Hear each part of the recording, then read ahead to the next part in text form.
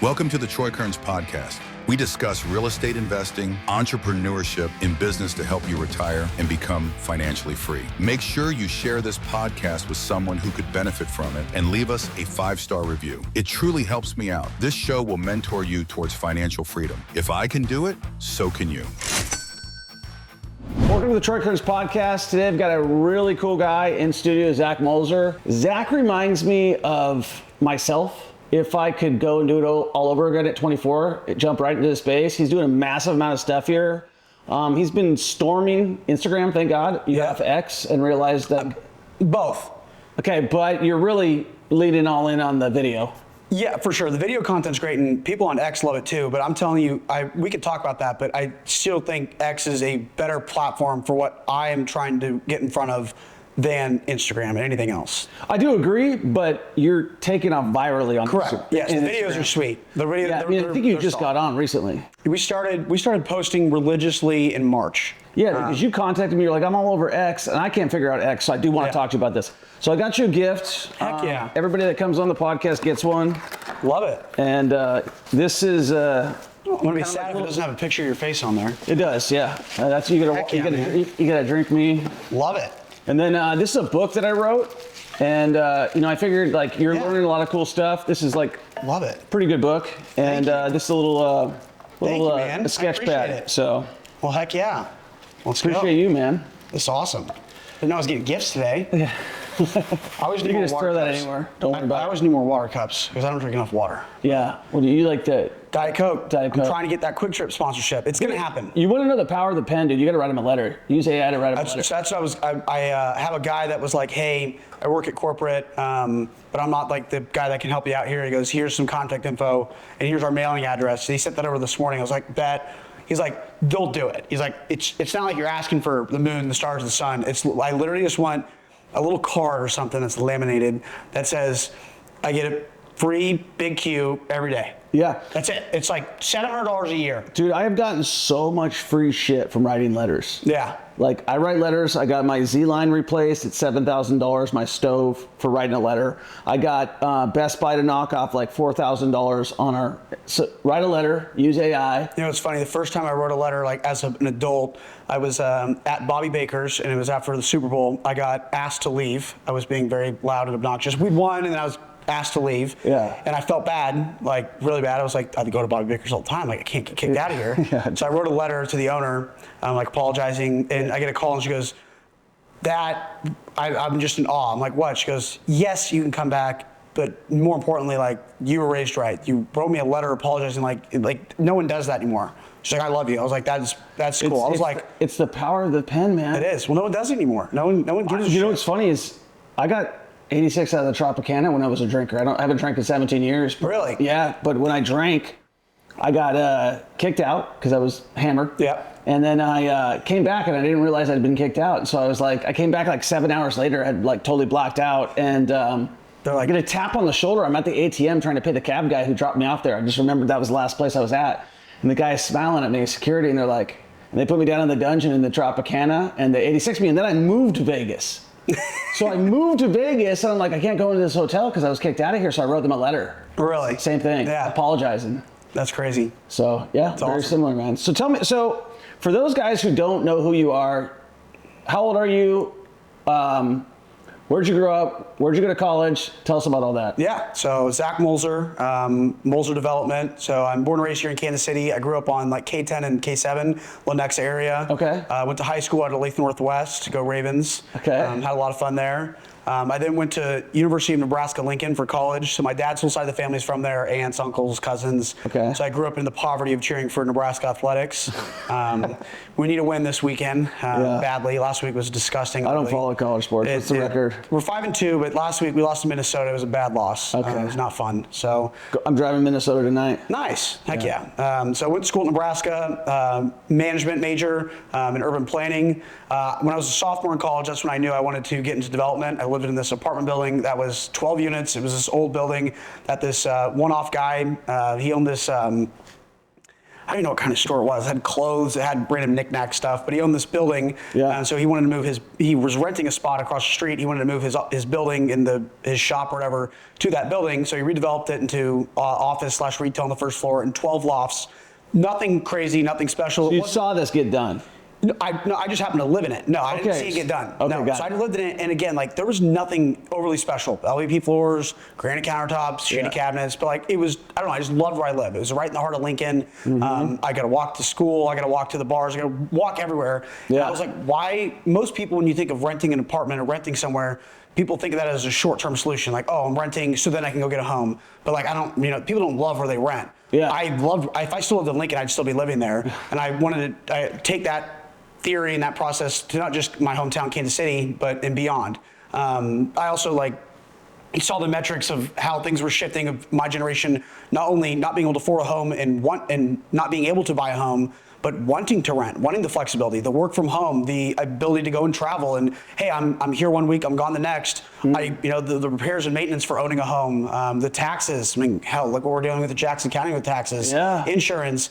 Be able to just lock the doors, throw the keys inside, and not really worry about it, and have it be on the landlord. Are you a renter right now? 100%. Yeah, and I'll talk about that too. Like, I want to rent until I can buy the home that I want. Which will be a house in Prairie Village or Mission Hills. That's an old house. I gut it, I rehab it, and put millions of dollars into it. And because I don't view a home, because I'm in real estate and because I'm in development, I don't view a home as like a investment. Even though traditionally speaking, that's how most of Americans make their net worth. The majority of their net worth is tied into their home. But that's the average American. The way I view things is like, I would rather deploy that money by not having a down payment on a house, deploy that money elsewhere into my other deals. So saw that whole shift. I knew I wanted to get into multifamily and create mixed use spaces. You knew multifamily? Yeah, I knew housing for sure. Did I read something that you were in like private equity? So then I graduated. I worked for a developer, owner, operator, private equity firm down in Tulsa. Okay. I lived in Kansas City, but I would drive down to Tulsa on Mondays and then drive back Fridays. That? God, 5 hours, 4.5. No big deal. It wasn't crazy. Windshield time, podcast time. Yeah, exactly. A lot of phone calls along the way down. Did that. So we were doing everything. I was doing everything for them as just two brothers, doing everything from capital raising, acquisitions. We self-GC'd, self-operated. So it was really throwing the fire, Godspeed. That's like the good pro place to get a job. The pro of like working for a smaller firm like that is you got to dip your toes in all the different facets of a deal. Yeah. The con is you're not looking at 100 deals, right? Like if you go work at a larger private equity firm or big institution, you might be a financial analyst and you might get a look at 1,000 deals of just the underwriting and really understand that, but you have no idea how the actual apartment is run once you buy it or once you redevelop it. And so like then I always tell people, like when they ask what's the best way to get into things, I'm like, it depends. A lot of different ways to skin the cat. I loved how I got my start. I then got to the point where it was, hey, you can either be in the golden handcuffs the rest of your life or go out and start your own thing. I always wanted to start my own thing. Always? Always, yeah. You're an entrepreneur as a young guy? Yeah. My first time in sales was selling rocks to my family members at my great-grandma's funeral when I was like 4. Timing. Yeah, exactly. Yeah. Not great timing, but did that. I had a startup in college that I sold. That was fun, unrelated to real estate and all that fun stuff. So I've always loved the idea of starting and owning a business. And I thought, hey, the best time to do it is when I don't have family that depends on me. I don't have kids. I have a wonderful girlfriend that's very supportive. But what's your girlfriend's name? Ella. She's a 4th grade teacher. Awesome. She's the best. But like, it's the best time to take a risk when you're in your 20s. You compound. Amen. And I was talking to Caleb Bullen about you the other day. I told him, I said, and he was like, he's like, I think a lot of guys my age are kind of like, wow, this kid's got some balls. But at the same point in time, you got nothing to lose. I mean, the biggest thing I have to lose is more important than anything, and that's my reputation and other people's money. I mean, those are the two biggest things. That's what pushes me every single day. So left, started. I should take that back. You have a lot to lose, but more to gain than you do to lose. Agreed, because that's the beauty about building in public is you get to either watch me build this firm from nothing to something, or I'm going to have failures. I'm going to mess up something, right? Yeah. My general rule of thumb is you don't want to mess up on your first couple. That's traditionally bad. Yeah. So don't do that. Mitigate as much risk as you possibly can, and align things with investors and people. That the whole point for my first couple projects. Sure, eventually I'll make money, but it's for them to make money to build that foundation, that proof of the pudding. So then when it comes time for me to go do another deal, the splits can be more advantageous for myself and my team. But right now, I don't want to say they're not, they're just different because not only are they taking a risk on the investment side of things, like everybody else is when they invest in real estate, but they also took an investment in a risk that should be a higher risk proponent, risk reward in investing in me because I'm young. 100%, man. I think that you put yourself in a position to get there. I mean, listen, I'll just take it to myself. I was going to redevelop this building. Yeah. I never went in to buy it. I'm a value add guy, which is like, go find nice stuff. This is a nice space, and fill it up. And so then when things didn't work out, I said, well, and I looked at the numbers and I said, I'm not going to take the risk. Yeah. I just don't like it. If I'm going to risk, I want to build a casino and look at the. Yeah. I have a buddy who owns a building here in Kansas City, and they've owned it free and clear for 30 years. And he asked me, he was like, "Hey, I'd love you to come in and help me redevelop it." And I was talking with him about it. I was like, "Okay, like here's how this would potentially work. Or like, here's the debt." Blah, blah. He goes, "Well, I've never taken on debt." And I'm like, "Really?" He's like, "Yeah. I mean, he owns $100 million worth of stuff free and clear." Yeah. And like that's a way to do things. I was like, my advice: don't redevelop this building. I go, it would be stupid to redevelop this building if you're not going to take on debt and use historic tax credits. It just wouldn't work. And like if you're not comfortable with that risk, that is totally fine. You've obviously built a unbelievable business doing that. Yeah. Godspeed. Don't try to reinvent the wheel. Keep doing what you're doing. But even with the historical tax credits, the problem with this development, and I'll get into this, is that everybody gets paid before you do. Like the attorneys get paid, the architects get paid. Everyone gets paid. The construction guys alone, man, they are making we got our bid from Rao on this, and I think it was around $24 million. And that's when I said, you know what, if I'm going to do it, I'm going to have the right builder do it. And I believe that they're the right ones. They've done a bunch of these projects. They're solid. Yeah, and so, but I want to talk about Aladdin, man. So tell me about this project. I don't know if you know, but if you go back on YouTube, I looked at that property with Caleb. It's funny, a lot of people look at that building, and when I first closed on it, like it was the whole time I kept telling myself, like, what makes me different? Like, why do I make this work and nobody else can? I think there's a couple reasons. One, I saw the vision, what it could be. I did enough research and saw what it was and what it could be, as well as exploratory demo of understanding like these ceiling heights are not what people assume, or a lot of different things and attributes about the building. Like, hey, all these windows are covered. That's weird. Like, if we take these out, let's talk about that. Yeah, if we take these out, well, that's a lot more natural light. People want natural light. They want to be able to look at the views and all that stuff, as well as basis. I mean, again, that building was vacant since COVID. March 17th, it closed down, and from March 17th up until we closed on it, everybody was looking at it at a lot different numbers than what we ended up acquiring the building for. That obviously helps. And like, what'd you buy it for? We bought it for 2.5. Oh, that's a great deal. Yeah, that's a fantastic deal. But we knew going into it, like there were I don't want to say 5, but maybe 5 like big key things that we knew we needed in order to make it feasible. We bought the building and we raised money from investors saying, hey, here are the 5 things that we need in order to make this work. If we can't get there, the risk is mitigated by it's a land bank play. We're buying this building for nothing. We know what's happening across the street. That helped. We knew that was going to get passed. What is going on? What are they building right there? So that'll be a $120 million redevelopment of Barney House Plaza. They're building a 580-something stall parking garage and then a 3.5-acre park on top with retail, restaurant. So it's just a parking garage with a retail and restaurant? And a big-ass park, huge park. Pavilion for it's like it's a massive undertaking. It's been awesome to watch. We have the best view of it. It's pretty crazy. Yeah, so you knew that was going on. Yeah, so that's a key component because there is no parking at the Aladdin. No, so that was one of the things. We knew that was going to go on. They've been talking about redeveloping that for a decade, and I got a phone call as we were looking at the Aladdin saying, "Hey, are you still looking at this?" And I was like, "Yeah." I was like, "I'm still just trying to figure out, the math, the numbers." And this individual was like, "If you are going to buy it, again, I'm not in real estate, but if you're going to buy it, I would imagine the price goes up in a couple weeks because we are going to pass the funding mechanism for this." I was like, "Good to know." Put it under contract the next day.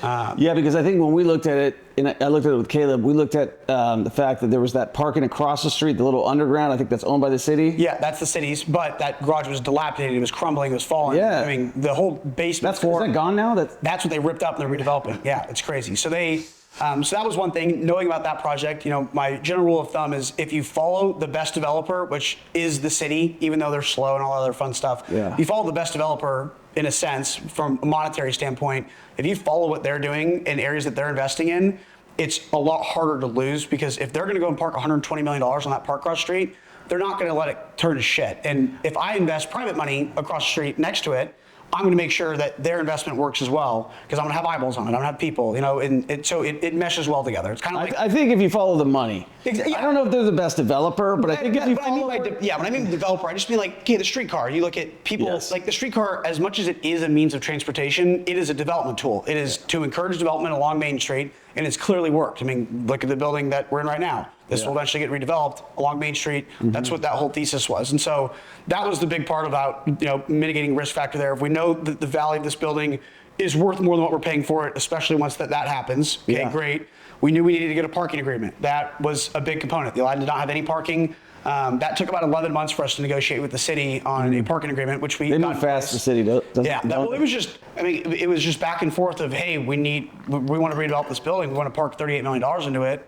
We can't do that without parking. And they were like, okay, well, what do you need? And work our way backwards, and we ended up working out a great deal with them, which is awesome. The next thing was historic tax credits, both state and federal, finding a bridge lender, finding help on a guarantor standpoint, because myself and my partners, we don't have the net worth to be able to sign on, a $14 million historic tax credit bridge loan, let alone a $18 million bank loan.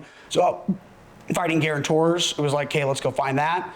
Then it was tax abatement. We knew that the building, in order to make it, again, financially feasible, we needed a tax abatement. So worked with Port KC on that front to secure a tax abatement.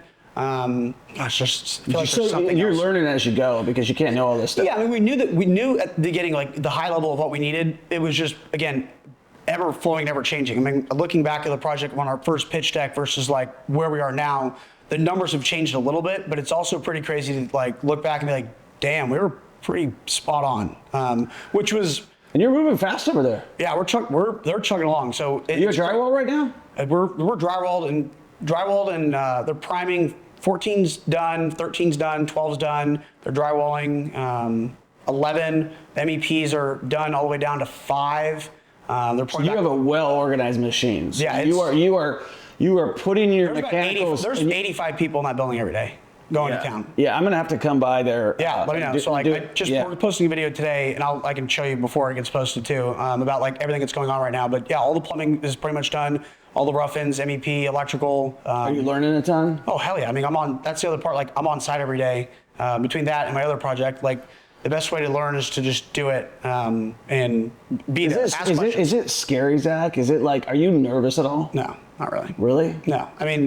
If you had asked me that question a year ago, yeah, there would have been different nerves. But once you close on the tax credits, a lot of the risk from everyone's side of the table is at least somewhat mitigated, because in order to get through that process, it's a pain in the ass. It goes through rounds and rounds of approvals and scrutiny and all this stuff. So if you get it, that's why the default rate on historic tax credit deals is very low, because they do their due diligence. The tax credit lender, the buyers of the tax credits, the senior debt, they all do that, because the senior debt, they subordinate to the tax credit investor. So they're not even first in line. So like hypothetically, the building defaulted, the senior lender, which is giving us the most money, they don't even get the keys. The tax credit investor gets the keys. So in order for them to get comfortable, the tax credit investor's got to get comfortable, and they got to get comfortable knowing that they don't even get the keys if this fails. So like there's so many rounds of approval. So and then after demo was done, that was the next round of like, okay, this makes me feel better. Of like, obviously you have a built-in contingency of. A lot of guys get through demo.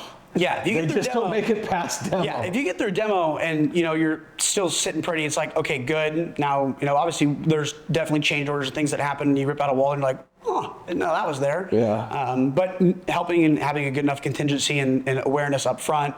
The last big hurdle on everything has just been supply chain stuff. Making sure that we're staying on top of that as it pertains to like windows, any other long lead time items. Yeah. We were blessed to be able to mitigate part of that with our electric service. So the building, it's not big. It's tall, but it's not big. No. It's also, again, on the registry with tax credits. So there was no possible way to do individual meter for the apartment units for electrical. You're not individually metered? There was no way to do it. And so we brought out Evergy, and they were like, well, no, you have to. We're like, okay, tell us where to put it. We're like, come to the building. 122 units. Yeah, we're like, tell us where to put it. And they walk through, they're like, oh, it doesn't fit anywhere. We're like, no shit, it doesn't fit anywhere. We need a master meter structure to be able to make this work. We got that variance, that got approved. What is a master meter structure? So it's 1 meter bank for the whole building that is all electricity. And then how it works with Evergy, we can't track what usage per apartment on electricity, which is why Evergy doesn't like a master meter structure, because in theory, again, in theory, it's as though like, let's say you live in this is your apartment. You're not incentivized to turn off your lights because you're not paying, your electric bill cannot fluctuate based on your usage because it's a master meter. It's just a straight bill back based off of the total usage of the building divided by square footage. So it's not. So what do you anticipate someone's electric bill to be? Can you put administrative fees on it too to cover your cost? For sure, yeah. You can kind of do that. You can. So what we have to do is it's like rubs. In a way, it's like a rubs, but like we can have a very well educated guess of like what we think it will be and charge that. We just can't, like, let's say our electric bill is higher one month as a building as a whole. We can't be like, oh, we got to charge you more. Like it's a flat. My bill here is $12,000 a month. So our resident utility bills will be about ballpark between $50 and $75 a month for electric. Okay. They'll pay their own Wi-Fi. And then the beauty of that though is our HVAC stuff for our water, sewer, all of that, heating and cooling. We're utilizing a 4-pipe system using chilled water and steam. So you're on the city's loop? So their utility bills for their chilled water and steam to run their HVAC will be minimal. I mean, $10, $15 a month. Okay. It'll be very, very small because it's very, very efficient, which helps offset some of those other costs. Okay. Well, man, this is a hell of a project. So the deal points after everything's done, walk me through what this deal looks like. Here, 122 units, a mix of studios and one bed. So this is what we call attainable housing. It's not workforce housing. It's not low-income housing. It's not affordable housing. It's attainable housing. So our target demographic on this specific project is individuals 22 to 26 making less than $65,000 a year that want to live, work, and play downtown. They don't want to live in their parents' basement anymore. Right. They just graduated college. Maybe they were living in a sorority or fraternity. They're done living with roommates. They're like, screw that. Yeah. They want to live on their own, but they can't pay $2,000 a month in rent. What does that mean? Smaller spaces. So the units range from 400 square feet up to 750 square feet. It's decent size. Yeah, which is, I mean, again, normal size, again, for a downtown core. Now, if you're living in the suburbs, it's very different. Yeah. You need bigger units just because of where you're at. But yeah, nothing crazy. Average rents will be about $1,500 a month, so very attainable. Again, not, when you look at it from a rent per square foot standpoint as the developer, it's great because we're hovering around $2.75 a square foot. Plus or minus, but from a renter, and again, it's funny because I rent, I don't think about rent per square foot. You'll be moving in there though. Yeah, like I don't think about rent per square foot. You're gonna be like the mayor. I'm gonna move in the other building, designing that one. Oh, you are? Oh yeah, it's gonna be sweet. We'll talk about that one. That building's gonna be sweet. So 122 units, but like, what's the debt going to be remainder after all the historical tax credits? It's roughly, again, it's all ever changing. It's roughly $6 million of equity. Okay. A $13.5 million store tax credit bridge loan, and then a $17 million bank loan. So total project cost of about $36.5, $37 million. But some of that will fall off once the historical tax credits. Yeah. So what we'll do is after we're stabilized, we'll refinance using HUD debt. Put it on 35-year AM HUD debt. Right now, if we could put it on HUD debt, it'd be probably somewhere in the 4.5 to 5.25 range. It fluctuates depending on different credits and stuff you could get. When do you think you'll be done? We'll be done in June. We'll be done in June of 26? Yeah. So from buying Jerome the building, Powell is out in May. You think? Or no, is he? Oh, yeah, May of 26. Yeah. Well, again, that's the beauty. Like we have fixed rate debt on there right now with our construction loan, and same thing with the tax credit loan. We're very monthly payment right now? God, 200 and I'd have to check. I don't want to say wrong. I think it's like $270 a month or something. $270? $1,000. Yeah, it's something like that. Obviously, it depends on the draw because it's paid down each draw. $270,000 a month before he gets out of bed. Yeah. So then we'll refinance, and the way the refinance will ideally look like, and again, it was very conservative in terms of, I think we were assuming a 6.5% interest rate on our refinance, which again, right now we'd be at 5.5%. Very conservative on obviously our takeout and the loan value, all that fun stuff. But at very high levels, we'll be able to take out roughly $5 million of equity, return that back to the investors. So they get 85-90% of their money back, and then from there sit on it in cash flow for a while. And not how long are you planning on sitting on it? I don't want to sell it. Forever. Well, the money that we're putting into it to do it and do it right, and that's part of the reason why it's so expensive, and part of the reason why I wouldn't sell it, man. That's your first project. Yeah, but you can't be emotional with real estate. Like, it is the first project, and it's badass. Don't get me wrong, but like, if if someone came and offered X amount of money, hell yeah, we're selling it. Yeah, if it's good for everybody, Yeah, you sell it. But if you, I mean, I like to pay down. But again, if it's cash flowing, there's no reason to sell it. Like if you're getting, unless you have a better opportunity. exactly. But like our general philosophy is, if the investors, let's say all their money's back in their pocket. So you give me $100, okay, and in 5 years, I give you your $100 back. And then every year after that, and it will obviously increase, call it 3% a year. Every year after that, I give you $10,000. Here you go, Troy. Here's $10,000. That is when passive income is real. Passive income is not real unless there's no risk. Obviously, there's still risk because there's debt, but there's the risk from the investor standpoint. They've got their money back. Now they're getting a coupon. Why would they wouldn't want to sell it. Imagine you put $100 in the S&P 500. In 5 years, you made your $100 back. You cash out, and then you get to keep that equity in the S&P 500. It's still paying you. That's the beauty of with real estate. Yeah, what cash flow do you get on the stocks? Yeah, exactly. Zero. Yeah, you don't get any. So like that's the beauty of it there. And the way that we structured the GPLP was a catch up and basically a promote crystallization. So it's incentivizing us and the investors, so we're both on the same page of, we both would, ideally in that situation, neither of us would want to sell it. Because normally when you do development projects, the developer, to your point earlier, does not get paid till the very end. That's why you have developers, they build a ground up project, they get done, they refinance, they sell it.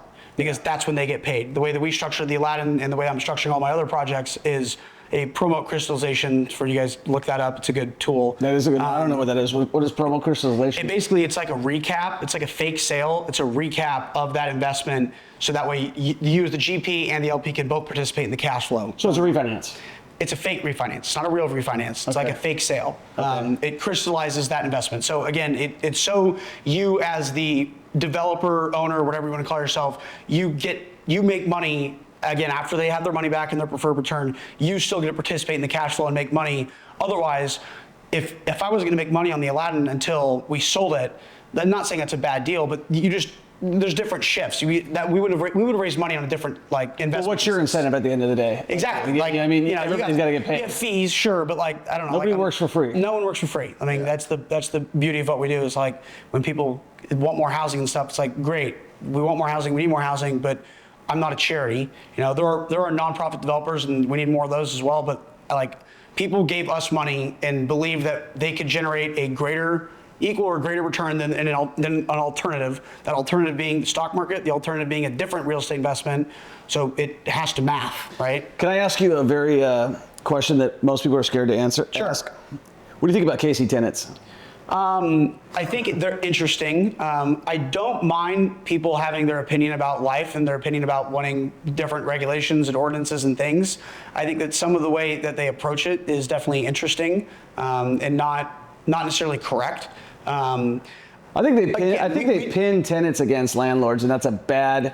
I just think that some of the things they talk about, it's just factually incorrect. Like if a rule of thumb, and you've seen this at other large cities, if you build more housing, rent goes down. I'm not saying rent in that specific complex goes down, but rent in general goes down. You look at a city like Austin, they're building. By the way, developers are still building there, even though rent is declining by, I think, something like 7% year over year. Yeah. But they're still building. Well, you look to yourself, you think, why the hell would a developer build if their rent's declining? It's because it still maths. It still makes them money. It still is a good investment. But for the rest of the city, it's becoming more and more affordable. Yeah. So if you build more, in theory, then there's less of a housing problem. Well, So that's the part with the tenants I just don't agree with. Is they don't want any housing. They think housing is right. Yeah, You should want more four lights. You should. I get the concept of, okay, that's luxury housing, but if four lights built, do you know what that does to 3 light, 2 light, 1 light, and all the other buildings? Makes them more affordable. It makes them more affordable. Yeah. And that's the part that I don't love. Here's the other thing: is let's break it down. The rent is too damn high. That's their whole philosophy. Which it is. It's too damn high because the utilities are too damn high. The permitting time's too long. Everything, all the red tape. They complain about. The taxes are too damn high. They look at it from a bird's. They don't look at it from a bird's eye view. They look at it from me looking at this microphone versus okay, I'm gonna look all around it and be like, oh, maybe it's not that's the problem. Maybe it's everything that's surrounding it is the problem, contributing to that. Again, that's exactly what it is. It is an investment. It is. You have to make. Someone's got to make money doing it.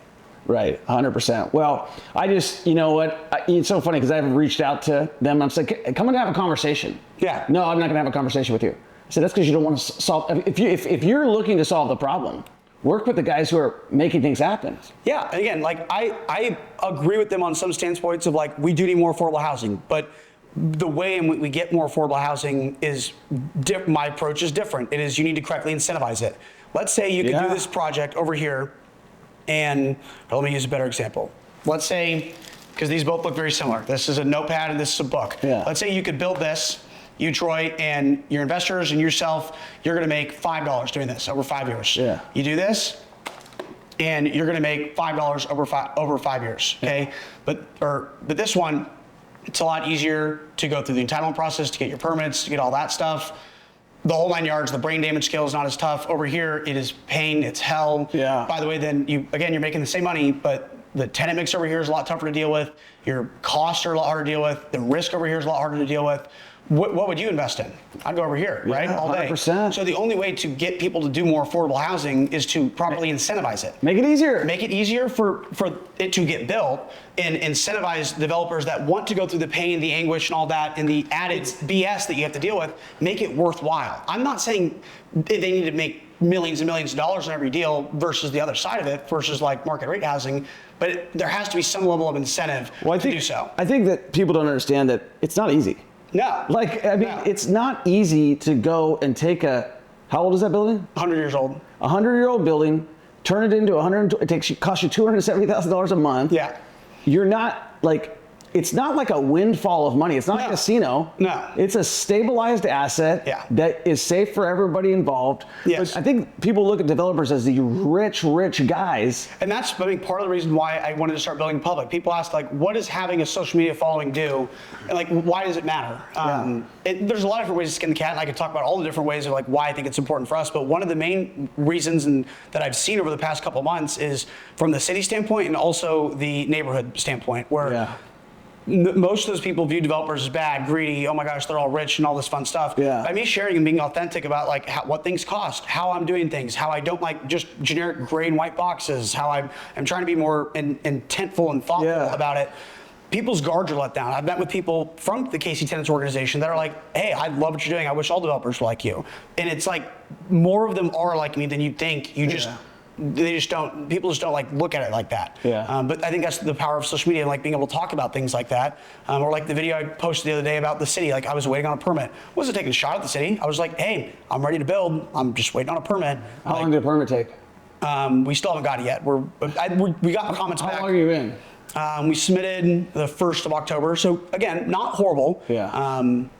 But again, it's all interesting. Like I posted on Twitter about how permitting time in Kansas City, I feel like takes a while, because Kansas Cityans would agree with that. When I posted on Twitter about it, everyone was like, oh my God, you're so lucky, that's so quick. I'm like, yes, it is very quick when you're comparing Kansas City to LA. You can't do that. That's not fair. That is like the apples and oranges. Like the reason why you should want, and why Kansas City should be a hot place to develop, is because it should be easier than going to LA, right? I mean, that's how it should work. The permitting process in the country is broken. It should be like, it's broken everywhere. You know what you're doing, okay? You know, it's like you have such, it's these, everybody's trying to prove they're right. You get the planner for the city's ends is like, okay, I'm going to prove to the architect that I'm smarter than you. I'm going to find all your mistakes, and I'm going to point them out. And then if you don't have the right thing, it's also just the unhappiness of the people and within like certain parts of the city, the pay. I mean, it's a whole plethora of things. They're not incentivized properly. There's no reason for them to care. There's no incentive program for the city staff to review things quicker. That's the problem. There's no incentive for them to respond to you. No, it's like, hey, we have a 3-week timeline, and like dead ass last week when we looked, our permit, we were owed comments on Friday of last week.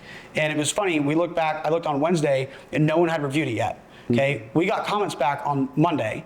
That means that they spent either Thursday, Friday, maybe the weekend, and I'll give them benefit of the doubt, maybe the weekend, but they spent 4 days reviewing it when they had a month prior to review it. They didn't, because they just waited till the end. That tells me that we can get a permit reviewed and get comments back in 5 days. That's a very realistic timeline. The problem, and what I want to help solve in Kansas City from my side of the equation on the development, because like, you have to be political. You have to get involved in that stuff. But as a developer, I would argue that you have more say and more authority to be able to do things, because you can help get people in office. You can, donate. You can advocate, etc. But developers and investors are going to park money somewhere. If they're, let's say I have a project, Kansas City, Missouri, and I can get $2 a square foot in rent, and it's the cost to build it is the same. The cost of the land is the same. Everything's the same, but I can get $2 a square foot in Missouri. But the permitting review process takes 6 months, and I have $260,000 a month of interest carry that I'm paying for. Yeah. Versus same exact thing, even though this is not true. The rents are probably higher on Kansas side, but let's assume same timeline, same costs, same rents, but they can get me my plans and everything approved in 5 months less, or even 2 months less. Yeah. That saves me. Let's say it's 2 months less, again, that's $260,000 a month in interest carry, that's $520,000 that I'm not having to spend to wait on something. That's $520,000. Do you know what that's equivalent to? That's equivalent to like 20 units a year of rent that I have to somehow make up if I'm gonna build over here versus going to build over here. It's like, that's the macro problem. You're like, Kansas City, Missouri, we need to realize that developers and investors are going to invest where it's the path of least resistance and where they can, again, generate the best and financial return. So if it's too hard to build over here and the money's not there to make, they're just going to hop up over across the state line and do it over there. So like, something's got to change. Well, and I think it's Kansas City specifically, because there's other cities in Missouri like Smithville. Yeah, for sure. That are going to make it easy. For sure, yeah. So just policy has to change, and like I'm very excited for 2027. I'm excited for the World Cup, but I'm more excited about like where the elections, just where things will go following the World Cup. Of like, I have a couple different theories on like how the World Cup will pan out and stuff, and I think it will be good as a macro if you look over the 5-year period from starting now to 5 years in the future. I think it'll be very good for us, because I think some things we'll realize from a city and from a city planning and the elected officials. I think it'll be like, wow, we need to do some changing, and I think the timing could not be better. Where I don't like our leadership. I'll be the first one to say it. You do have the World Cup, but then it's like, if we don't do as well as we think we are going to do, and like, let's say we fail on a public transit standpoint, we do all these things that we're not ready for. The beauty of that is we get done with it, and it's like, oh shit, that was not that good. Great, now we have 9 months until a new election. People can run on that, being like, hey, we failed at this. Here's what I want to change. We need more public. Is it Molzer for mayor? Is it what? Molzer for mayor? No, hell no. I will never run for mayor. I'm not. Again, I like the side of the equation that I'm on. Man, I am so happy that you turned in to the Millionaire Mentorship Podcast. It's something that I've been working on for over 3 years right now. We're up to 150 podcast episodes. A lot of them are virtual. A lot of them are in studio, which is what we prefer. If you have a guest that you think that should be on our podcast, all you gotta do is comment who it is, and we'll reach out to them. Or if you want to reach out to them and reach out to us, we'd love to have them on a show. We're looking for entertaining, inspirational people that, just like you hear on the podcast every week, that can bring value and help our listening audience achieve their goals. If that's something for you, comment down below and let us know. I've got a bunch of questions for you I want to jump into. All right. So the Holman building, you emphasize upscale mixed-use elements like insane bedrooms, bathrooms, incorporating hidden historic artifacts. How do these details reflect your philosophy in creating carefully curated spaces? Love it. So the Holtman is very different than the Aladdin. The Holtman will be a mixed-use building. It's 10,000 square feet of office and retail on the first floor. Also another 10,000 square feet in the basement that I can't talk about yet, but it'll be pretty sweet. Okay. And then a rooftop bar that's open to the public, similar to like a Pertron, but not really. It'll be a lot cooler. Okay. And then 8 lofts on the second floor. So just 8 total. 8 total lofts. What Kansas City does not have enough of is super high-end rentals, not condos. The condo market here sucks. We're very aware of that. Yeah, we don't have any. But there's not enough places where there are 3-bedroom, 2-bath, or 3-bed, 3-bath, or whatever, where someone can go and pay $4,000, $5,000, $6,000 a month in rent, which to some of you guys are thinking that's insane. Great, there's 8 of them. When we were looking at it from a comp standpoint, there's no comps. There's nothing out there. But How big are they? 2,500 square feet apiece. Okay. But there are people that want to be able to sell their home in Leawood or sell their home somewhere.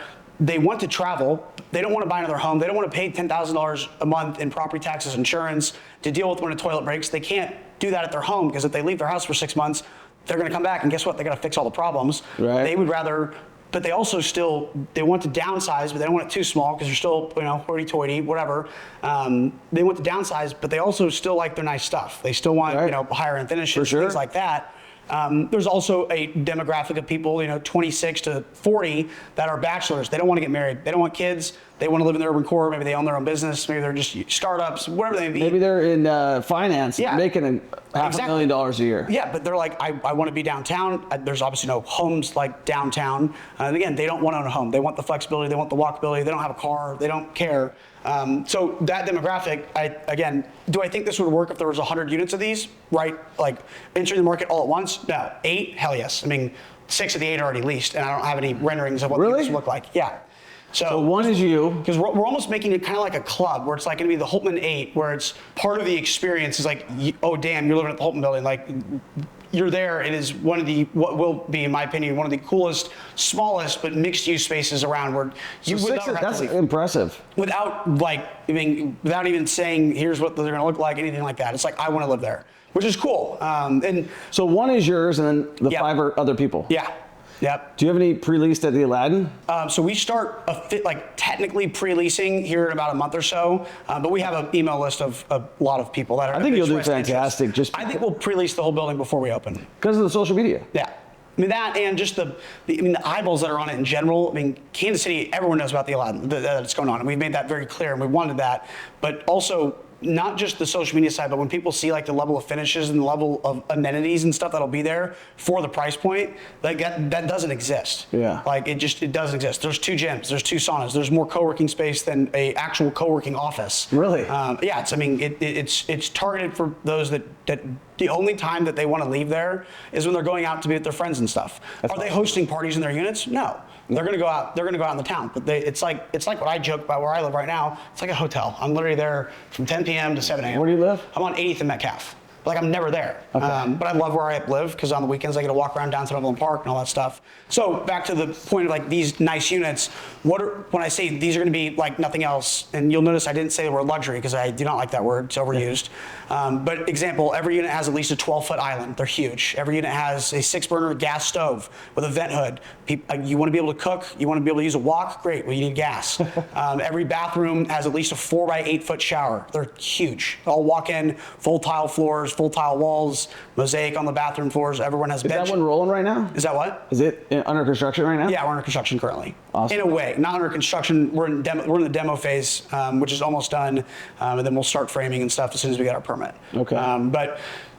So huge bathrooms, heated floors in the bathrooms, like just little details that no one thinks of that are like, oh wow. I mean, every unit has floor-to-ceiling windows. It's a space that is so big and so open that it would look silly if you did smaller things. If you did like, micro apartment type vibes, like every sink it's a 36-inch sink. The fridges are huge. Every unit has their own separate wine fridge as well. Like it's all these little things, and sure, it costs us more, but when I go and look at it from what I think we can get in rent standpoint, and obviously the proof's in the pudding with the people that already want to move in, it's there, and it'll work. That's awesome, man. You create that demand. People want exclusivity nowadays, and having those 8 carefully curated units that are like everybody wants to feel special. Exactly. Like my example is, I'll rent there for probably 2 years. Rent there again. I own the building, but I'll rent there. But what I'm also going to have is our Molzer Development HQ. Our office will be there, and so I will always own/rent that unit there, even when I move into a home and get married with my girlfriend, all that fun stuff. Because that will always be like, even as I continue to grow and build my firm, that will always be some sort of HQ, like the OG, where let's say I have investors coming to town. Great, go stay here. You don't need a hotel room. I've got in a way, it's like a penthouse of so the unit I'm moving into will be a 3-bed. I feel the vibe now. 3-bed, 3-bath. I've got an old bank vault that we're turning into a bourbon vault, which would be pretty cool. That's cool. The big kitchen, all that fun stuff. And yes, I'm paying a lot in rent, but in a way it comes back to myself once the debt's gone and once everyone's paid back. Then at that point, obviously I won't have to pay my own rent because that's just kind of backwards. That's awesome, dude. But yeah, that building will be pretty cool. It's super impressive what you're doing. What else have you got going on? So the Aladdin's under construction. The Holtman is under construction. We have some land tied up in Overland Park that we're going to build some townhomes on. That'll be fun. We'll hopefully be able to break ground on that in late 2026. Probably, I would love to break ground in Q3. I don't think it's possible. I think Q4. Do you have 28 lofts going somewhere else, or is this something else that I pulled off the internet? 28 lofts. So you're doing the Aladdin, you're doing the Holtman building? Yep, Holtman building. And then what else do you have? And then we're tied up on some ground in Overland Park that we'll build 50 townhomes on. I'm working on another project at Overland Park that will be roughly 12 if we can figure out the seller situation there. And then always looking at more buildings and more projects elsewhere. So you're not scared. You're going all in. What's like the exit strategy? Like where do you what's the dream? What's driving you to do this? Because there's a lot of big names in Kansas City, over the past 100 years of like names that people remember. And at the end of the day, I think what I'm trying to create and build is something like that, where a legacy. A legacy where people, when they look back, and again, it's far-fetched in a sense because, when you die, it's very few people you remember 100 years ago. It's just not normal. But if I can at least be that pioneer for Kansas City, I'm not saying I need to be that for, the United States and all that, even though I want to scale nationally and globally. But if I can at least be that help pioneer of Kansas City, like, hey, that guy, he started in his 20s, he created so much housing, he created these mixed-use environments that were people loved, and they're blown up. Like, I firmly believe, like, something like a Meadowbrook, like, I would love to build tons of those. Like, that was a project that has done so well that Van Trust will, I think, be remembered for a long time of those are the guys that did Meadowbrook. They crushed it. And it's a spot and a place where, it has some of the highest rents, has some of the coolest restaurants, some of these different spaces that are attractions, and therefore people love where they live. And so if I want to help do that, not just in Kansas City. But is it like, are you like, I want to be rich as hell driven? I'm not driven by money. Like, don't get me wrong, I like nice things. Like, I would love to have a jet one day, solely because there's a lot of really good golf courses that are a lot easier to get to. You're if you a have golfer? a jet. Oh yeah. I don't get to golf as much anymore because I have buildings. What's your handicap? Right now, I'm like a 4.5. That's fucking, that's outstanding. So you're a good golfer. 2023, I was a +1. And then last year, I was a 3, and then now I'm like a 4.5. So did you play in high school? Yeah, I played all in high school. Okay. Which was a blast. It's like, not necessarily driven by like money play or in college? fame. No, I did not play in college. But you could have. I had an offer to go play golf at D2 schools, but I wanted, again, I knew I wanted to go to Nebraska, so didn't even try to do that. That's crazy, man. That golf is. It's a sport you can always play. It's tough. It's kind of like riding a bike. Like I forget who was telling me this the other day. Like, I get you don't play a lot of golf anymore, Zach, but understand, like, in 8-9 years, like, whenever you can be more flexible with your time and schedule when you want to be. Yeah.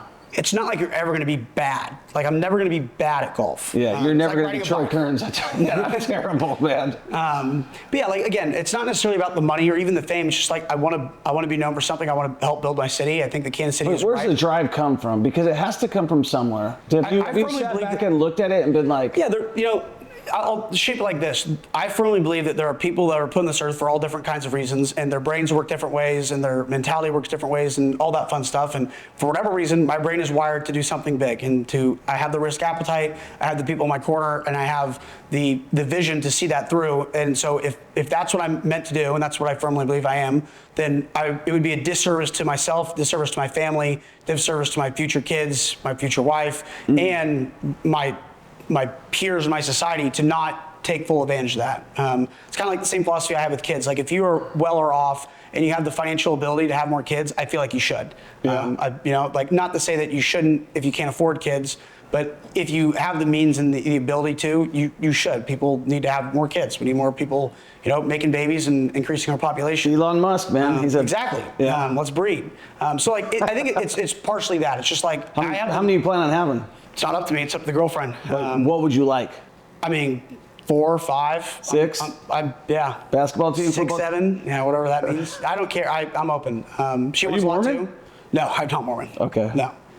Yeah. So it's just, again, if you have, not many people have the mindset, I think, like what I have and what was instilled in me, and so because I have that, it'd be a disservice to not try to go build something really cool. Like, could I get done and retire when I'm 30? For sure. Like, ideally, if I spend the next 4.5 years correctly, I could do that. But that would be a disservice to myself, to everybody around me, to not keep going. I'm not saying I should over leverage or go do something crazy, but it would be silly to not try. I think that, like, what you're doing is super cool and inspiring. More importantly than that, like, for me, I think I grew up broke. I had a lot of fear about being broke, and so that's where my motivation come from. I don't know how you grew up, So I mean, I grew up in a great family. My dad's been a serial entrepreneur. My mom didn't have to work. Then they got divorced when I was a kid. And then my stepdad and my mom now live in Arizona. He has his own company. My dad has his own company. So don't get me wrong. Like, I grew up in a great spot. You know, never wasn't on food vouchers or anything like that. But like, it also wasn't like I was given the keys to the city. You know, my dad is an investor on the Aladdin. He put in a couple $100,000 out of $6 million. Awesome, blessed to be able to have that. And like, people that hate on that, I would counter by saying, like, that's my goal. Are you kidding me? I would love nothing more to be able to invest in my son. But like, even on that side of the equation, it's funny because almost all of my investors, like, they don't know anything about my family whatsoever. Like, I literally just got back from pheasant hunting with one of my largest investors who owns a demolition company here in Kansas City. I mean, he invested $1 million. Wow. I met him, 2 months before I even bought the Aladdin, and like, he was bought in. I was 23 at the time. Like, you can just do things. And like, it's crazy, like, to think that. People are like, well, who would be that stupid to give a 23-year-old at the time $6 million? Ask them. you're not like an 20. So we're like, one video that we're man. doing right now is with two of my largest investors. They're unbelievable guys. They're actually, one of them is I say former developer. He still does development projects, but his philosophy was, when I met with him, he was like, I had a guy that helped back me and was my first investor when I got started.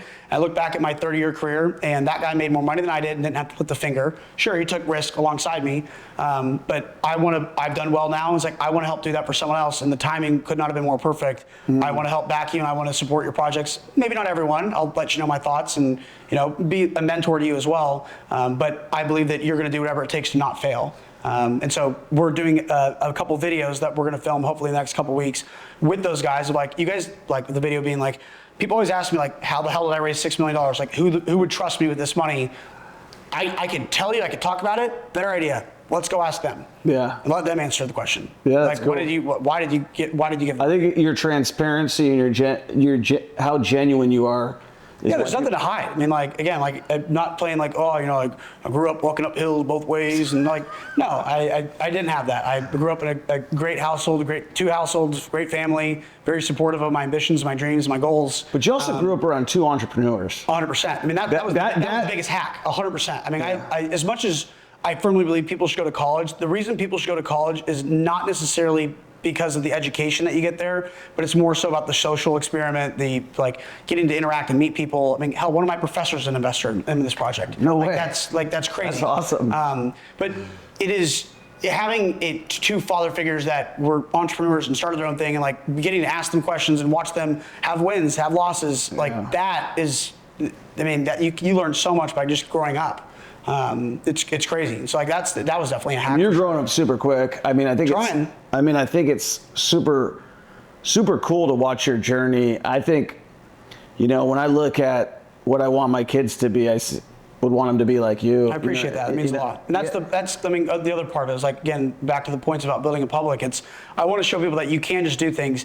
I'm not saying you can go and jump into a project like that, because like, I would not recommend doing that. Like, this is probably not the right thing. It's not for everybody. But I put together a team, and I have partners that we figured it out, and it's going to be, I mean, the doors of that project's going to be able to open has already been unbelievable. But you can just do things. It's not as crazy as one might seem to make it think. I don't think it's that crazy. I just think that it's you have to have a guy like you to show you, though, every once in a while, that it is possible for the young guys to do stuff. But there's a group of us right now. They're all like on Instagram building public. Like, I was just going to transition there. Like, you guys did some video at a bowling alley. Yeah, that's Yanni. That Yanni's was the funniest shit I have seen. Yanni's awesome. So Yanni's 26. He bought his first bowling alley when he was 22.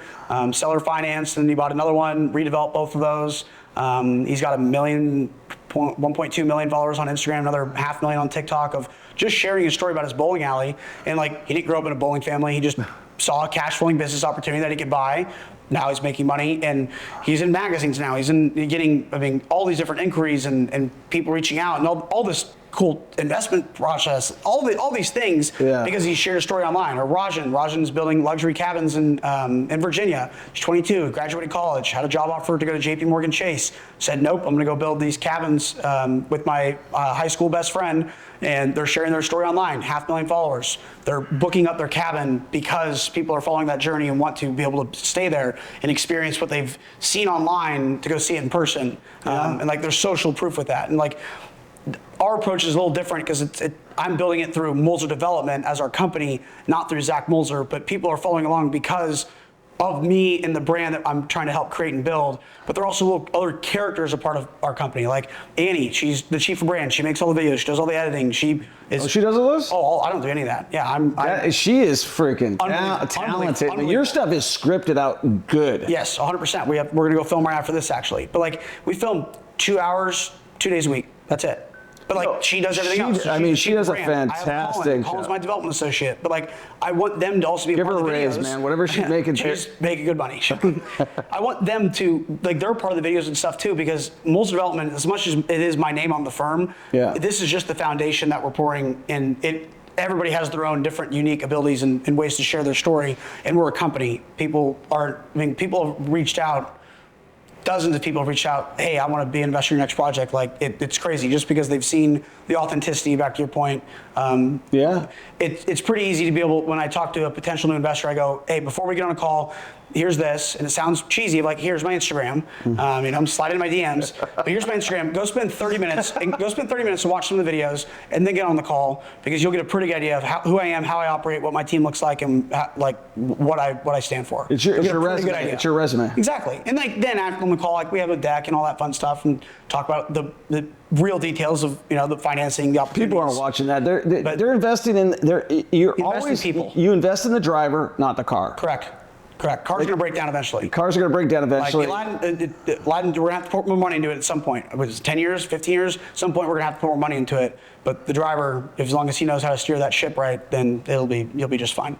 So after the Aladdin's going to be done, after all these other projects are going to be done, like what's the dream project? I'm sure, like it sounds so weird for me to even ask that question because you're kind of starting with a dream project is like, and I've thought a lot about this, is a very, very mixed use master plan development somewhere in Kansas City, ideally the crossroads somewhere I like, depending on how and we're probably 5 to 7 years out from even being able to start thinking about a project of that size, but something mixed use where it is driven by the retail, it's driven by the office, it's driven by the restaurants that are the state of the art, where people are like, oh, we're going there. That complements the housing, the mixed use housing, where it is, you have condos that people are buying, similar to like what's going on in Meadowbrook, where you have a 3,000 square foot I don't know what Meadowbrook is. You keep mentioning that. Meadowbrook's on 95th and Knoll. Like you have condos there that are selling for $2.5 million that are 3,000 square feet. Like because that is such a cool walkable, they have all these things there. Creating a district like that, like what's going on in Atlanta, Pont City Market, love that. That's a cool project.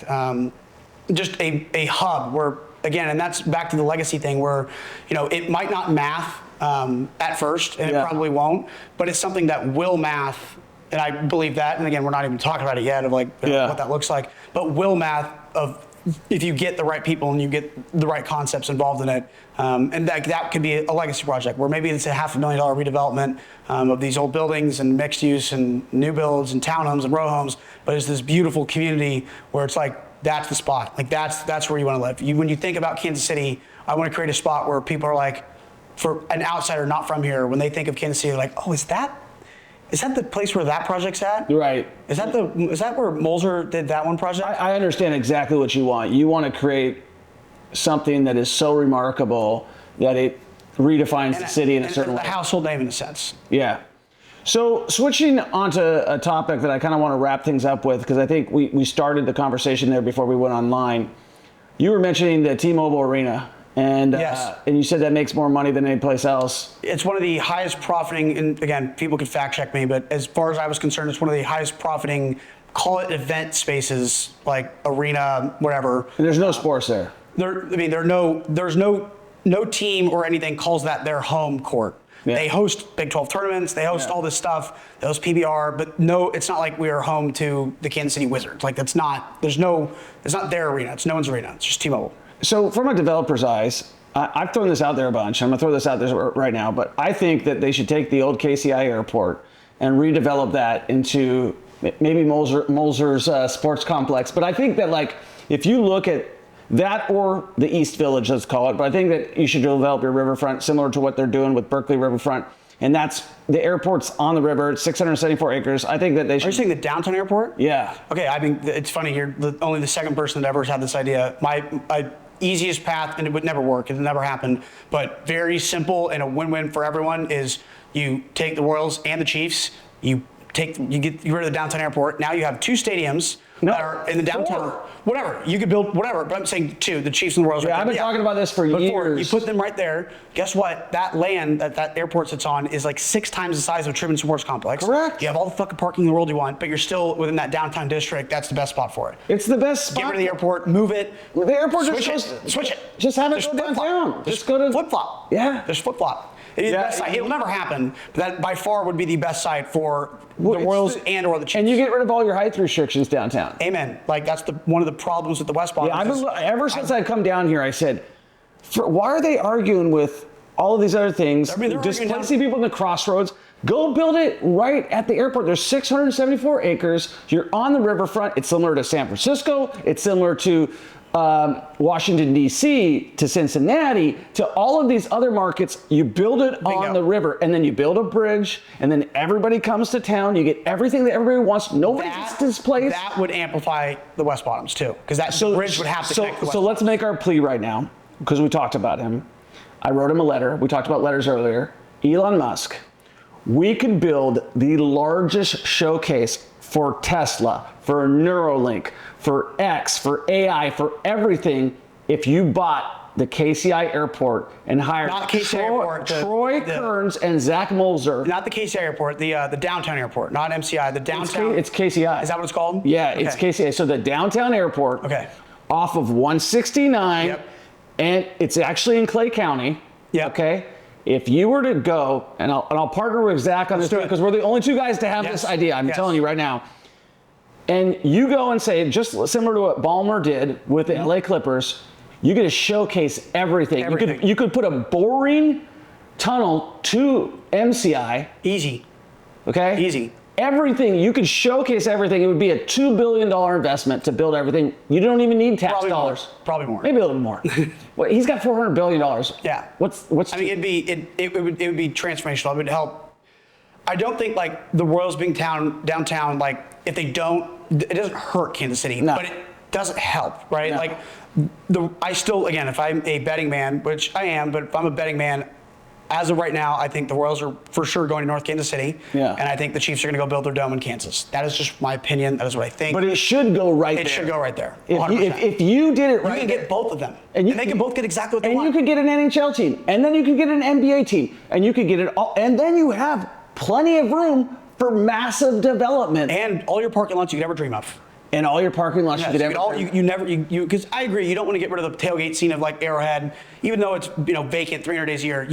Those other 60 days or whatever, when there's something going on. Who's flying it? Like you're not going to piss anybody off because you're not displacing anybody. No. You've got a couple jets. It's owned by the city of Kansas. I guarantee it's not profitable. No way. Yeah. I mean, I can't speak to it, but I've looked up the research, so it's funny because there's not enough people in Kansas City that own a jet that are over here this way. If anything, they're flying out of Johnson County exec. Right. So get rid of the stupid airport. Yeah, get rid of the stupid airport, redevelop it. It goes right along with the Berkeley Riverfront, which is a phenomenal development. And then the West Bottoms that you could connect to. And you can connect and blow that part out too. We talked about that. So that side of it, I think let's talk about the West Bottoms because it's funny that you said that because I'm the first person that I know of that's told that to everybody that's walking because I don't care. Like if I don't do it, what big deal? I just want to see it get done. Yeah. But I look at that and I'm like, these guys are they think so short term. Like the Royals downtown, that's short term. Like you got to go find the space. If you have the space, you have an airport, you displace no one. They built a shitty airport. Let's call it what it is. MCI is not a great airport. It's better than what it was, but. I like the airport. I like the airport. Can I tell you why I don't like it? Yeah. Why should we have congestion with a brand new airport? That is fair. Why should we have to hire parking attendants with a brand new airport and brand new garages? That part of it, it created congestion. The airport's congested inside. They have the room. There's not enough staff there because it shouldn't be as congested. I mean, it's not like you have every TSA line always open. Like the security lines, they're not all open. So they need more people working there. But they have room to expand it later. And if Kansas City can become what I think it can be, they would totally do that. Yeah, but they built a new airport in New Orleans and they did the same thing. You can't go and narrow down a thoroughfare to be like 3 lanes to go to 2 lanes. Yeah. That's the problem I have. Yeah. Like, I shouldn't have to have a guy whistling at me to drop somebody off. Like, Dude, yeah, they get mad. They yell. My girlfriend goes to pick me up, and they're like, come on. And she's like, he's literally walking out the door. There's 42 million visitors to Las Vegas. That airport is way more busy, and there's nobody out there doing that. It's true. Yeah. Like, it's poorly planned on that side of things. Now, inside is okay. I love the Delta Lounge. I'm a big fan of that. Yeah. I like all the local restaurant stuff. I think that's cool. I think there's too much barbecue. Hot take. I think they were. Like, can we have a Chick-fil-A, for God's sakes? Like, can you throw a couple I'll chains? take a Whataburger. Like, put Pat Mahomes in there. Yes. Put a chain in there. Like, yeah, it needs to have a chain. There's not. I don't ever eat there. yeah. I did one time, and we know how that turned out. I had a Shaquille O'Neal's place. Yeah, it's I've been to. If I do eat there, I'm going to like Meat Mitch. I don't think it gets enough hate. That's why I'm trying to say, like, I appreciate the new airport. I like the new things, but there was something to say about the old airport. It didn't have any place to eat, but at least I could walk to. I guess, but if we want to be a growing and bigger city, we needed that airport, and I think it was a great and smart investment. It was funny. I originally didn't like that it was still where it's at. You know, I feel like it's far. And then I went to Denver. It's right by my house. Then I went to Denver a couple weeks ago. 40 minutes. I didn't realize how far Denver's airport is. It's a freaking cow pasture. Dude, it's literally like an hour drive. It is, and there's nothing in between. It is an hour drive. Yeah, and it's one of the biggest airports, and it's super congested. Yeah, it was crazy. I was like, I've flown to Denver plenty of times. I just never drove from Denver to Denver. Well, yeah, I hadn't realized, like, again, growing up, like, complaining about, you know, if I lived out south, like driving to the airport, it made me feel better about where that is, because it's only 25 minutes to downtown. It's not that bad. No, listen. I live 7 minutes from the airport. Got it. So that's why, for me, I just hate to see something built out that's so beautiful that has congestion right away. Yeah. It's like, and then how do you get rid of it? You got to move the parking garage. True. Yeah. That's my only gripe, is really the outside. It's not the inside. Yeah, like, the inside, I could just go and, like, kind of be a little bit of a dip. I feel like I always am at gate, like, B68, always at the far end, always. Me too. I've never, like, I don't know, do those front gates work? Like, I'm always, every time I get dropped off, it's always at the far one. I'm like, I know, I've never been to, like, it's always, I'm with you. I'm always either taking to the end and a hard right left. all the way to the, or a hard left. Or a hard left. Yeah. And so I just don't. Maybe it's just the airlines we're on. I wonder, like, I fly Southwest, I fly Delta. Yeah, I've never walked into that airport and, like, gone through security and turned right immediately and was at the A gate or whatever. Yeah. Never done that. Ever. Yeah, me either. Never. I don't know if there's planes over there. I don't either. Man. There might not be. Yeah, I don't know, man. It just seems like the congestion thing really, like, I drove there the other day and I, like, had to wait out there because I'm like, yeah, this is silly. When I got in last time, it was packed. My Uber back home, which, again, I live on 80th and Metcalf from the airport. It's about 35 minutes. My Uber ride home, and, like, sorry, I don't have any options. It was $110 because there was everybody and their mother was trying to get the ride home. So it was surge pricing. Oh, let's talk about Uber. Can we talk about Uber? We can. I feel like that company, so we talk about government and we talked about a lot of different things.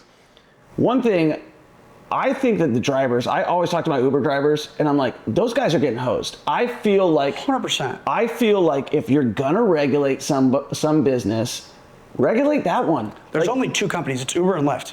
Well, yeah, and here's the thing. Like, the driver's not making any money. He's banking it all on tips. Banking all on tips. Yeah, but that's just wrong. It should be. Well, especially with the price I'm having to pay for the Uber anyway. Like, if I'm going 10 minutes away and it's a $25 Uber, like, I'm not disrespecting the driver, but, like, I'm not going to pitch out another fucking $7 to go tip him it's a great business model for Uber because you're passing along a lot of the expenses, which is people, all along to the consumer. Yeah. Which is like why bars work. You know, the bar and restaurant scene, like, most of their money is passed along to the consumer from a tip standpoint. You get minimum wage and they get tips. That's why they make their money. But from an Uber standpoint, like, they've got to be raking in money, like, disturbing. Oh my God! All they're doing is especially with the surge pricing. I mean, it's nuts. Yeah, I try to avoid taking Uber whenever I can. The only time I take it is when I go to the airport, just so I don't have to park. Yeah, you're smart, but, like, you don't drink. I drink, and if I'm having 2 drinks, I'm not getting in my car. That's just stupid. So, like, I'm gonna Uber. You know, I'm trying to be smart, but also it's like looking at it like, damn, like Well, if I was young and drinking, I would take an Uber. yeah, well, like I look, God, I forget how much I spent on Ubers last year. It was a lot. I mean, If you look at my Uber history, was north it's of- literally it was- airport or Mexico. It was north of $2,000 last year, easily. I spent on Ubers. Yeah. With like $2,000 versus the cost of like drinking and But driving. you know, out of $2,000, the driver probably got $300. Maybe, yeah. And that's I just think that's wrong. I think that with some of the technology companies, even like the Airbnbs and stuff like that, it's like, yeah, those guys are getting rich. I'm a big fan of technology, but I also don't like to see, we talked about the Casey Tenants thing and stuff like that. Yeah, you don't want to see the consumer like that, like them getting hosed either. I don't want to see the guy who's busting his ass for Uber make, 30%, 20% of his profits. By the way, his car is depreciating at a much faster rate, which unfortunately they don't necessarily know that. I'm not saying all of them, but like they might not understand like how much putting miles on your car is depreciating it. It's like they're not making as much money as they should. I just think it should be regulated. I think that a lot of the guys like. How would that work? The government regulating more shit? That would work. Well, I don't know if there's some regulation. Double-edged sword. Well, you want to limit the government regulation stuff because But there's certain things that you got to fight for. Like we talk about, when I'm talking about the internet, I'm also talking about like privacy. Like there's my privacy concerns are a big issue for me. Like the fact that like the biggest threat to our society over the next my lifetime and the end of your lifetime is 1,000% cybersecurity. Yeah, 1,000%. like listen. Like, people think we'll get into World War III. I don't think we'll ever get into World War III because they would just be button, everyone dead. I mean, that's basically what it would be. Yeah, that would be the cybersecurity. last war. Like cybersecurity of things getting hacked. Like, what was the other day? The Amazon World System things it didn't get hacked, but like it wasn't working. Yeah. You know how many businesses like couldn't run that day? Yeah. Like that's insane to think about. Like they're like, internet's down, can't do anything. It's like, holy shit. Like think about that. The internet, like we're like the remember when permitting and all that stuff was down, like Jackson County got hacked or whatever, and they were like battling back and forth. Well, I want to go get a permit. This was right when we were doing the Aladdin, and they're like, "Oh, our system's down." I was like, "Okay." Like back in the day, they had this thing called like pen, paper, and other forms of ways to issue a fucking permit. It doesn't have to just be on your laptop. Like you don't just have to be like, oh, my computer's broken, can't do anything now. It's like there are alternatives. What are we talking about here? Like they were like basically didn't do anything for that whole 2 weeks. They're like, we don't know how to issue permits. It's like 20 years ago, this is how you did issue permit. You had your log, you wrote down what was going on, yada yada, pen and paper. You peel something off, I imagine, you hand it to me. Yeah. That's how it worked. You don't have to type it all in. Like you can do that. Yeah. I was around when there was very little computers too, sweetie. Like what? Yeah. It's just crazy. The internet's a beautiful thing, but it's also one of the biggest detriments to the society. You want to know what's coming next? You just talked about the internet going down. It is within the next 5 years, if I was to bet, we will no longer use broadband or Ethernet or any of that. It'll all come from Elon Musk's satellites in the sky. Yeah. And I think that he will become the first trillionaire. For sure. And the cool thing is, I don't think he's doing it for money. I think he's doing it kind of like what you said earlier. I seriously, I mean, again, that's what, like, if he was doing it for money, he would stop. Like, but there are reasons why someone like that doesn't stop. It's because there's no end. They want to just keep going. And it's not about the money, but it's about building his world, building the world, making it a better place. He's got so many cool things he's doing, like Neuralink. Are you familiar with that? Yeah, dude. I mean, he's going to help people walk again. He's going to he's got the Boring Company. He's going to build a tunnel to freaking London. Yeah. That's why I say when we go back to that sports complex, I'm like, man, if this guy really wanted, because the one thing he hasn't done well, I don't think people know that SpaceX has been around since 2001 or 2003, something like that. People think, oh, that's new. Well, it's just because, the hype of Elon and all that fun stuff. Yeah, it's been around for a while. Tesla has been around since 2007. I pitched Elon, and nothing came of it. I pitched Elon on getting into the golf cart scene and then partnering with me on that, of me saying, hey, Did you actually get to talk to him? No. Okay. Every golf cart is designed horribly. It's like as though whoever's designing them has never played golf before in their entire life. Yeah. Why not use Tesla's technology with battery, all that, and literally, like, club cart is like everywhere. Yeah. Just take over the entire golf cart. Let me help design you the best golf cart for like a golfing standpoint. Yeah. And then another golf cart that maybe is for more recreational use if you live around in an area or community where you drive golf carts and stuff around, but like you're not necessarily golfing. But take over the golf cart industry like that. I mean, literally, it would be the simplest thing ever. Did you ever want to own a golf course? No, they don't make money. at all. I think that would be. There's a funny company. If I'm a billionaire one day, like there's a couple guys here in Kansas City like that. They got bored and they got sick and tired of how their club ran, so they said, screw it, I'm buying it. That's the ultimate, like, I guess, screw you. But they do make money if they're done the Topgolf way. So it's funny, like I was. Topgolf doesn't make fucking money. They're gonna go bankrupt here soon. Are they? Oh hell yeah. Topgolf, it's funny. So I went and looked at there's a golf course off of not golf course, but golf range off of 435 in like Shoal Creek area. Yeah, the golf ranch. Yeah. I know those guys. They're awesome. Yeah. Great dudes. So those were That's guys not a Topgolf thing. That's another Dallas. They're older Topgolf guys. They realized, hey, their Topgolf is more designed for like entertainment and all that other stuff, but there is a average golfer that wants to go and utilize that technology, but wants to just go to the driving range and has all that. There are options to go get foods and snacks, but not like anything crazy. But dude, I mean, they're killing it. They're crushing it. Well, it's called Blue Jeans Golf. This one's called Golf Ranch. No, but the company who owns it is called Blue Jeans. One of my mentors down in Dallas, Fort Worth area, he's one of the investors in that, and I met those guys. They're great dudes. So the funny thing is, I tried to buy that. Okay. And then I just tried to get a hold of the ownership. Didn't pursue it too hard, just a little bit, because I'd went there and I was like, this place will run like shit.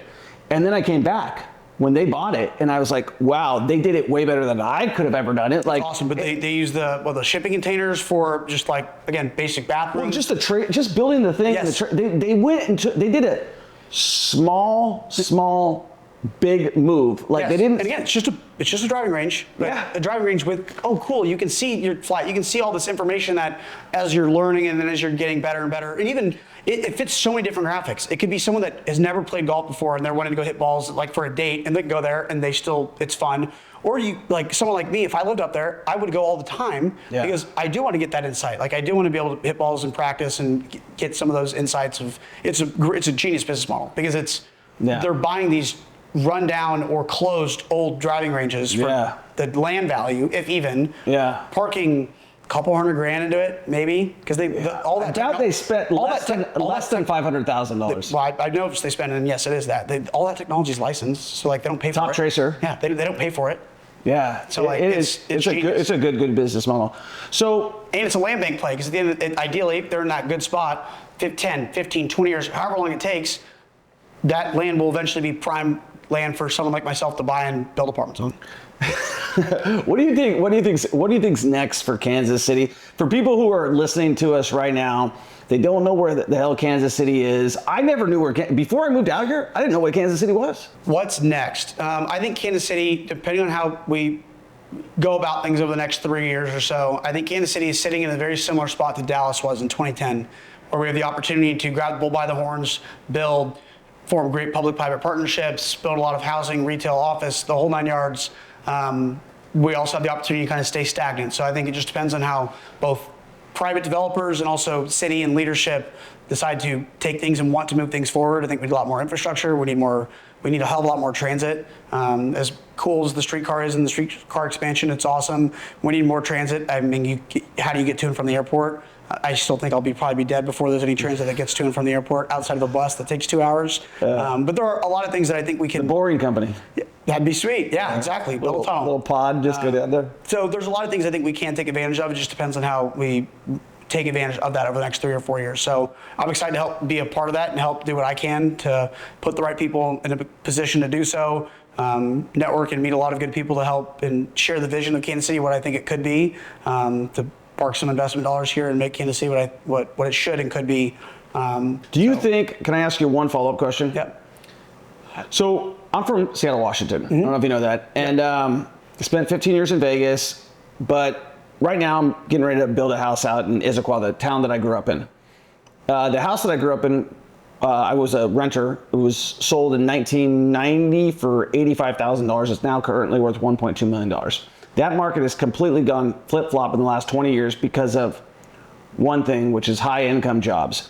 I believe that's the one thing that is but one of the main things that's holding Kansas City back is Fortune 500. Well, I think it's just like us getting like the Elon Musk, us getting like the Jeff Bezos. Like you're in the hub of the Midwest where we can reach anywhere closer than you can in Seattle. Kansas City has an identity problem about like what we are, and I think we need to lean in back to what our roots were. Is we're a logistics hub. We're the gateway to the West. We are the center of the United States. You can get anywhere you want in 3 hours. I think we need to lean into that from an employer standpoint, jobs of let's do what we can to milk and get these logistic companies to make this their home base, to make this their hub. Get them out of Minneapolis, get them out of Chicago, bring them to Kansas City and be like, look what you can build here. Look what you Delta here. Like, why does like you said, why does Minnesota have a Delta hub? Yeah. Why doesn't KCI or MCI? I think if we do things right, I think that those two cities I just mentioned will be the first two cities that will start to look more at Kansas City because of that.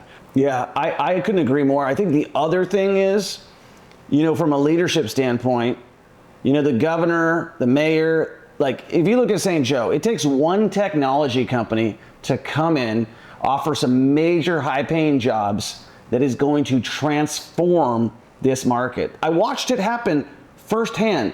Microsoft and Boeing were in Seattle forever, okay? It never changed. When Amazon really went hard, it changed everything because because this is what people don't know.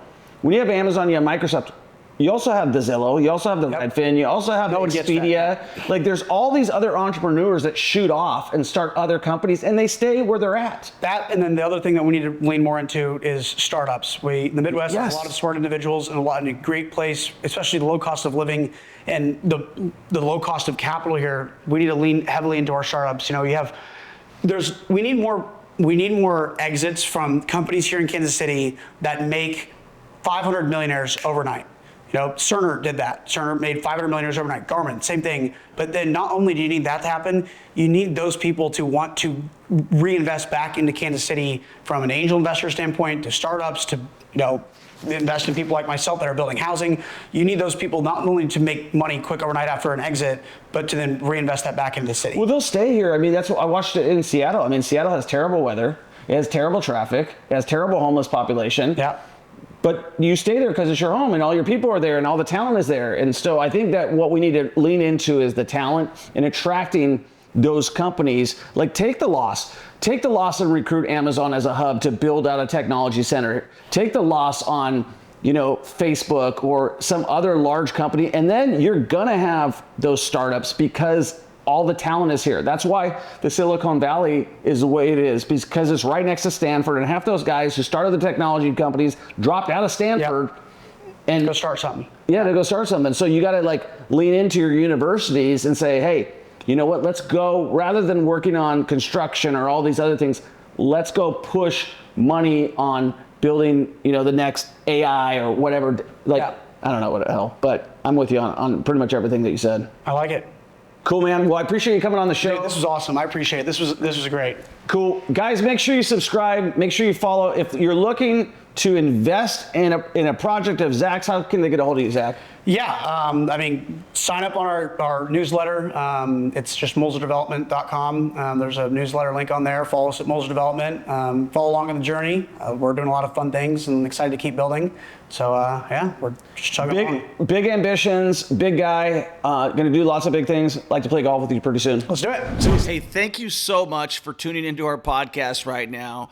I am so happy that you are here. You are in the right spot to be getting inspired by other people that have just achieved their goals so that you can achieve your goals. Do me a favor. Leave us a 5-star review. It really helps us grow. And give us comments and feedbacks. We read those. It helps us grow. The most important person in this podcast is the listener, right? And so if you give us your feedback, it will allow us to create a better podcast for you. And make sure you enjoy the show and leave us a 5-star review.